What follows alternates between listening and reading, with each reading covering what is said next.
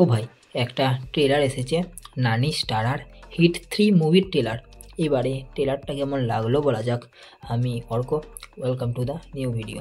প্রথমেই বলবো নানির এখানে অ্যাক্টিংটা কি লেগেছে ভাই। নানির যে অ্যাগ্রেসিভ আর ব্রুটাল রূপটা আমরা দেখতে পাচ্ছি, পুরো সেরা, পুরো টপ নচ। প্রথমেই যদি এর স্টোরি নিয়ে বলি, অর্জুন সরকার বলে একজন পুলিশ অফিসার আছে, প্লেড বাই নানি, যে একটু অ্যাগ্রেসিভ টাইপের, আর তার নেচারটাই হচ্ছে ভায়োলেন্ট আর ব্রুটালভাবেই সে ক্রিমিনালদের শাস্তি দেয়। এরপর 9 মাসের একটা বাচ্চার সাথে একটা খারাপ জিনিস ঘটে যায়, আর তার সেই কেসটাই চলে আসে নানির কাছে। এরপর শেষে কি হবে, ক্রিমিনালরা কি আদৌ শাস্তি পাবে, সেটাই আশা করছি মুভিতে আমরা দেখতে পারবো।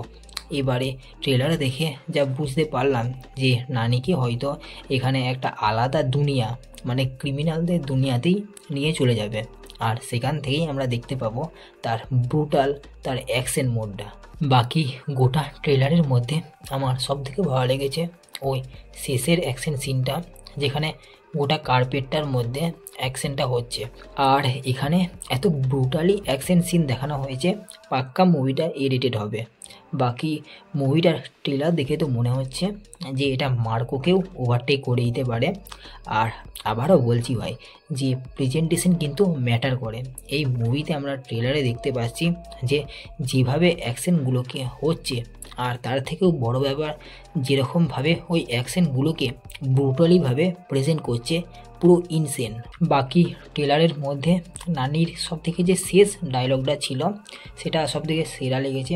ওই অ্যাকশন সিনটার মধ্যে যখন মেয়েটা নানিকে বলেছিল যে তুমি এরকম করে বেশি দিন টিকতে পারবে না, তখন নানি ওই মেয়েটাকে যেভাবে উত্তর দিয়েছিল যে আমি এটা আমার কেরিয়ারের প্রথম থেকে শুনে আসছি। তো এই ডায়লগটা শুনে ভাই সিরিয়াসলি আমার কাছে গুজবাম্পস চলে এসেছিল।